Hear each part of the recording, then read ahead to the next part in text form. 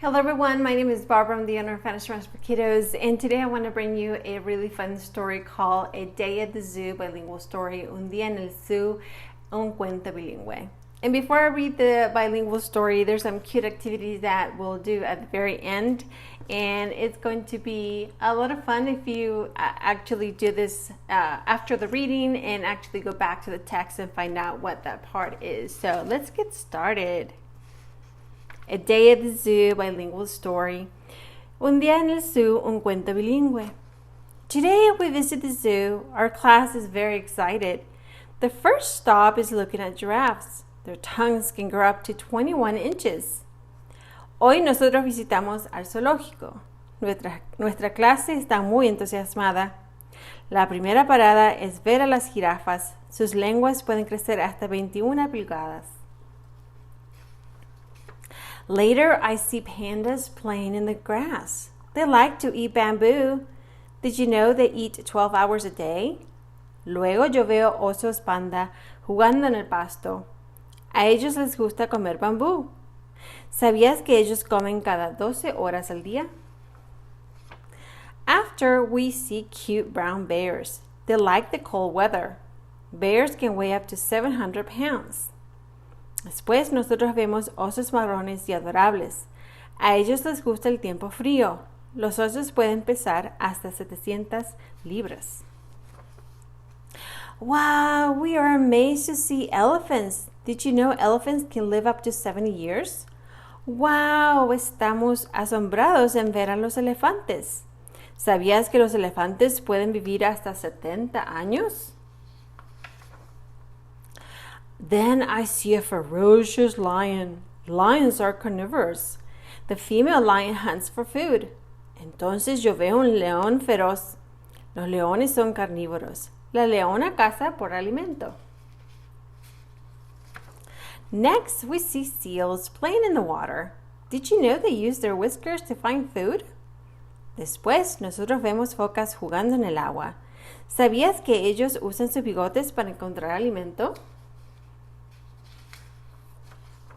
Our last stop is looking at the polar bear. It is amazing. Polar bears can weigh up to 1,600 pounds. Nuestra última parada es mirar a los osos polares. Es una maravilla. Los osos polares pueden pesar hasta 1,600 libras. The end. And so that concludes this story. I hope you like that. It's really cute, especially if you're maybe thinking about field trips or you actually learn about different animals, different habitats, and how is it that they can adapt to different ways. And that's something you can talk about there. So one of the things I have here is this cute little wheel. And what you can do is actually go through the different parts and actually look if I see a bear. This is bear in our story. Where do we talk about the bear? We talk about the bear here. And you can ask several things here. You can actually include some questions, teacher-directed questions, or ask about what is special about the bears. Not only do they weigh 700 pounds, they live in the cold. What are some special characteristics of bears? And you can do that as well. That's something you can do there. It's super fun that you can do. Another part here is with this this wheel here, and then the section here that it talks about how to fill it out in different complete sentences. So for instance, if I want to talk about the bears again, which are osos, then I'm going to look here into my chart, and it's right here, bear, osos. The bears are, los osos son, well, if we look back in our story, what color were the bears? So here we're trying to describe, we're trying to look into more into the story, and the story talks about that they are brown. So you can say the bears are brown. Los osos son marrones. That could be something you can do there. Another fun activity is if you have a spinner, you can place that there, for instance.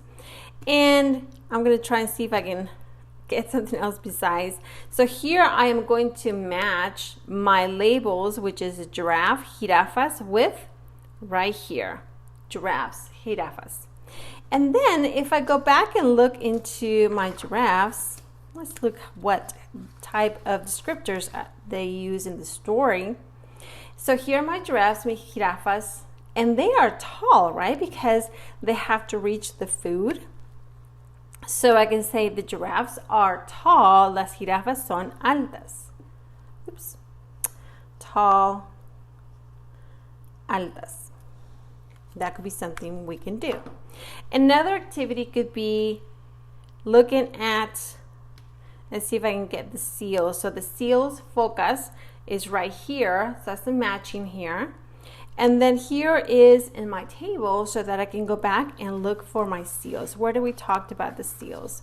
And this is good practice. Just go back after the reading and actually talk about what is it that you were looking into the story.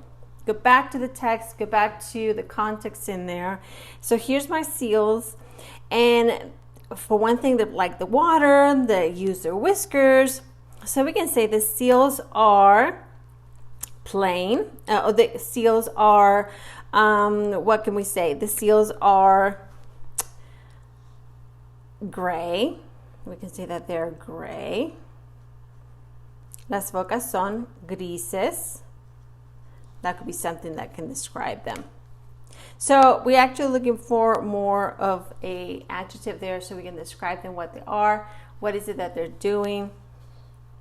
If you want to include a verb, then you will have to change the sentence in Spanish, of course. And then the elephants, if we go back to our story with the elephants, what were the elephants? How would we describe the elephants? The elephants are big, right? Because not only they can live up to 7 years, but they are big animals. So if you do that, for instance, go back to our elephants there. Elephants, elefantes, the elephants are big. Los elefantes son grandes. So that's something that you can do there. So again, if you want to change the verb tense, or if you want to change the verb into to look for something as a action, then you would have to change it into your sentence in Spanish there if you wanted to, or just keep it as just descriptors. So that could be something fun and easy to do. So I hope you enjoy this activity. It's really quick. You can add more animals, of course. You can add more ideas in here as well, so that can help the kiddos understand more about animals in English and Spanish. So thank you so much for joining me today. I hope you join me for another fun bilingual story next time. Have a wonderful day, everyone.